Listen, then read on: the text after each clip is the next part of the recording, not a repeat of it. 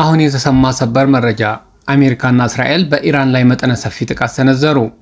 ኢራንም አጸፋውን እየሰጠች ትገኛለች። መካከለኛው ምስራቅ ወደ ከባድ ጦርነት የገባ ይመስላል። ሰላም ጤና ይስጥልን የቻናላችን ተከታታዮች፣ የመካከለኛው ምስራቅ ውጥረትን በተመለከተ የወጡ አዳዲስ መረጃዎች ይዘንላችሁ ቀርበናል። አብራችሁን ሁኑ። የአሜሪካና የእስራኤል ጥምር ጦር ኃይሎች በቴሄራን ከተማና በሌሎች ቁልፍ የኢንዱስትሪ ማዕከላት ላይ የአየር ጥቃት መፈጸማቸው ተረጋግጧል። ጥቃቱ የተሰነዘረው በተለይም የኢራን የባላስቲክ ሚሳኤል ማከማቻዎችና የኒውክሌር ማበልጸጊያ ጣቢያዎችን ኢላማ ባደረገ መልኩ መሆኑ ከሁለቱ ሀገራት የወጡ መረጃዎች ያመለክታሉ። የእስራኤል መከላከያ ሚኒስቴር ባወጣው መግለጫ ጥቃቱ የተፈጸመው በሀገሪቱ ላይ ሊሰነዘር የነበረው ቀጥተኛ ስጋት ለመቀልበስ መሆኑን ሲገልጽ፣ የአሜሪካው ፔንታጎን በበኩሉ ጥቃቱን የቀጠናውን ደህንነት ለማስከበር የተወሰደ እርምጃ ነው ብሎታል። የአሜሪካው ፕሬዚዳንት ዶናልድ ትራምፕ በሰጡት መግለጫም በኢራን መንግስት ለውጥ እናደርጋለን ብለዋል።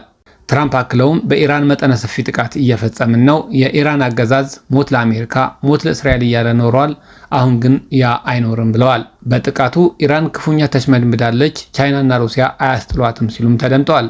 በቴሄራን ከተማ ውስጥ የሚገኙ የአይን እማኞች እንደገለጹት ከሆነ ዛሬ ንጋት ላይ በከተማ የተለያዩ አቅጣጫዎች ከፍተኛ የፍንዳታ ድምጾች ተሰምተዋል። በሰማይ ላይም ጥቅጥቅ ያለ ጭስ ይታያል። የኢራን ብሔራዊ ደህንነት ምክር ቤት በበኩሉ ይህንን ጥቃት ሉዓላዊነትን የጣሰ ግልጽ የጦርነት አዋጅ በማለት የፈረጀው ሲሆን ለተሰነዘረበት ጥቃት ተመጣጣኝና ጠንካራ ምላሽ እንደሚሰጥ በይፋ አስታውቋል። በአሁኑ ሰዓት በመላው መካከለኛው ምስራቅ የሚገኙ ወታደራዊ ኃይሎች በከፍተኛ ጥንቃቄ ላይ እንዲሆኑ የታዘዘ ሲሆን የአየር ክልሎችም ለሲቪል በረራዎች ዝግ ተደርገዋል። ይህ እርምጃ ባለፉት ሳምንታት በሀገራቱ መካከል የነበረውን ከፍተኛ ዲፕሎማሲያዊ ውጥረት ወደ ቀጥተኛ ጦርነት የቀየረ መሆኑ የተገለጸ ሲሆን ዓለም አቀፉ ማህበረሰብም ሁኔታው ወደ ከፋ ቀውስ እንዳያመራ ስጋቱን እየገለጸ ይገኛል። እስራኤል በኢራን ላይ ጥቃት መፈጸሟ ተከትሎ ኢራን በበኩሏ ወደ እስራኤል በርካታ ሚሳኤሎችን መተኮሷን የዜና ምንጮች ዘግበዋል። የኢራኑ ሜሄር ዜና አገልግሎት የተያዙ የፍልስጤም ግዛቶች ወይም እስራኤል በኢራን ሚሳኤሎች እየተደበደቡ ነው ሲሉ ጥቃቱን አረጋግጠዋል። ቴል አቪቭን ጨምሮ በተለያዩ የእስራኤል ከተሞች የአየር ጥቃት ማስጠንቀቂያ ደወሎች እየተሰሙ ሲሆን ህዝቡ ወደ መጠለያዎች እንዲገባ ጥሪ ቀርቦለታል። ይህ ግጭት ቀጠናውን ወደ ከፋ ጦርነት ሊያስገባው እንደሚችል ተሰግቷል። አርኬኤም ታይምስ ይዞት በወጣው መረጃ መሰረት ቢያንስ $5 ቢሊዮን የሚያወጣ የአሜሪካ ወታደራዊ ንብረት በኢራን የሚሳኤል ጥቃቶች ወድሟል።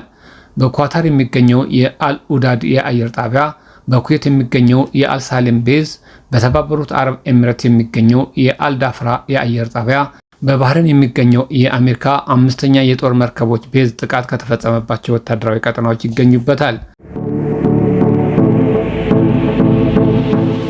በመካከለኛው ምስራቅ የበረራ መስመሮች እየተቀየሩ ይገኛሉ።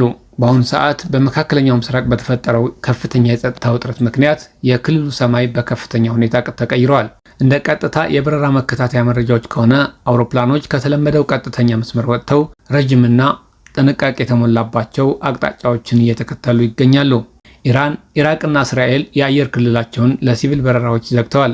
በርካታ ዓለም አቀፍ አየር መንገዶች እንደ ኤሚሬትስ፣ ኳታር ኤርዌይስ እና ኢትሃድ በረራዎችን እየሰረዙ ወይም መስመር እየቀየሩ ይገኛሉ።